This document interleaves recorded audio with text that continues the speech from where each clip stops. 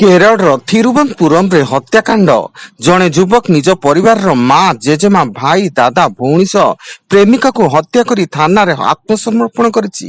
ଯୁବକ ଜଣକ ଅତ୍ୟଧିକ ଋଣ କରିଥିଲା ଏବଂ ଋଣ ଶୁଝିବାକୁ ପରିବାର ଲୋକେ ରାଜି ହୋଇନଥିବାରୁ ପ୍ରେମିକା ସହ ପରିବାରର 5 ଜଣଙ୍କୁ ହତ୍ୟା କରିଥିବା ସେ ଥାନାରେ ପ୍ରକାଶ କରିଛି। Preview. ବଲାଙ୍ଗୀର ଜିଲ୍ଲା ଦେଓଗାଁ ଥାନା ବାବିଜୋର ଗାଁରେ ବରକୁ ବେଦୀରେ ହତ୍ୟା ଉଦ୍ୟମ। ଏଥିରେ ସ୍ଥାନୀୟ ଗାଁ ଲୋକେ 6 ଜଣ ଯୁବକଙ୍କୁ କାବୁ କରି ପୋଲିସ ଜିମା ଦେଇଥିବା ବେଳେ ଦେଓଗାଁ ପୋଲିସ ସେମାନଙ୍କୁ ପଚରାଉଚରା କରି ସେମାନଙ୍କ ନିକଟରୁ ନିଶା ବଟିକା, ଦେଶୀ ବନ୍ଧୁକ ସହ ବିଭିନ୍ନ ପ୍ରକାର ମାରଣାସ୍ତ୍ର ଜବତ କରିଛି। Preview.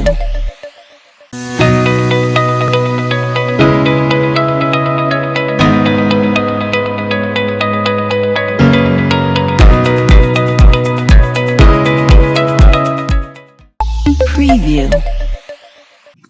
ରାଜ୍ୟର ବିଭିନ୍ନ ସ୍ଥାନରେ ମୃଦୁ ଭୂକମ୍ପର ପ୍ରଭାବ ଅନୁଭୂତ ହୋଇଛି।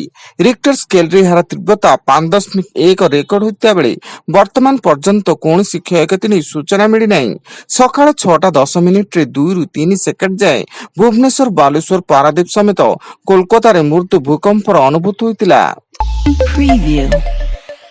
ବଲାଙ୍ଗୀର ଜିଲ୍ଲା ପାଟଣା ଥାନା ଅଧୀନ ଅସନବାହାଳି ସରକାରୀ ପ୍ରାଥମିକ ବିଦ୍ୟାଳୟ ନିକଟରେ ଭାରସାମ୍ୟରେ ଏକ ଟ୍ରାକ୍ଟର ଓଲଟି ପଡ଼ିବା ଫଳରେ ଟ୍ରାକ୍ଟର ଇଞ୍ଜିନ ତଳେ ଚାପି ହୋଇ ଜଣେ ଡ୍ରାଇଭରଙ୍କର ମୃତ୍ୟୁ ଏବଂ ଅନ୍ୟ ଜଣେ ଗୁରୁତର ହୋଇ ପାଟଣା ଡାକ୍ତରଖାନାରେ ଭର୍ତ୍ତି। Preview.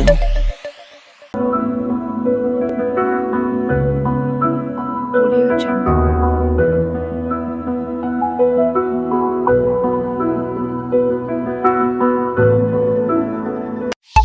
Preview. Audio Jungle.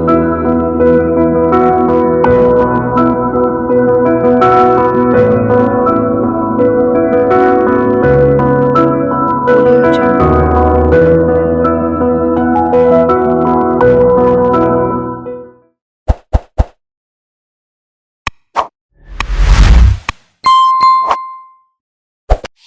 Preview. ଜୟପୁରରୁ Rourkela ଆସୁଥିବା ସରକାରୀ ବସରେ ଗଞ୍ଜେଇ ଚାଲାଣ। ବସଟି ଆମ୍ବିଆନ୍ସ ଛକ ନିକଟ ଏକ ଜଳଖିଆ ଦୋକାନ ପାଖରେ ଅଟକିଥିବା ବେଳେ ପୋଲିସ ଚଢ଼ଉ କରି ବସରୁ 4 ପ୍ୟାକେଟ ଗଞ୍ଜେଇ ଜବତ କରିଥିଲା ଏବଂ ଯାହାର ଓଜନ 40 କେଜି ହୋଇଥିବା ବେଳେ ଏହି ଘଟଣାରେ ପୋଲିସ ବସ୍ କଣ୍ଡକ୍ଟର ଓ ଅନ୍ୟ 3 ଜଣଙ୍କୁ ଗିରଫ କରିଛି। Preview.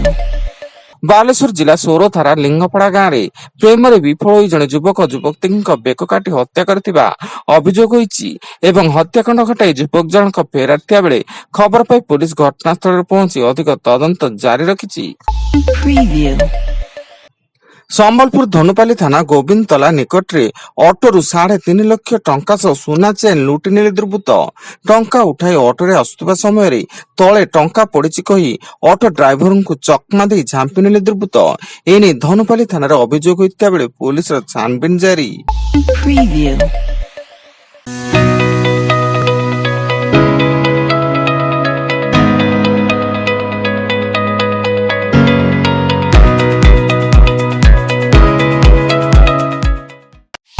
Preview.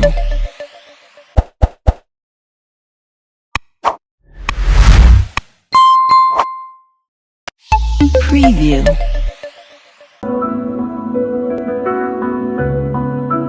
Audio Jungle.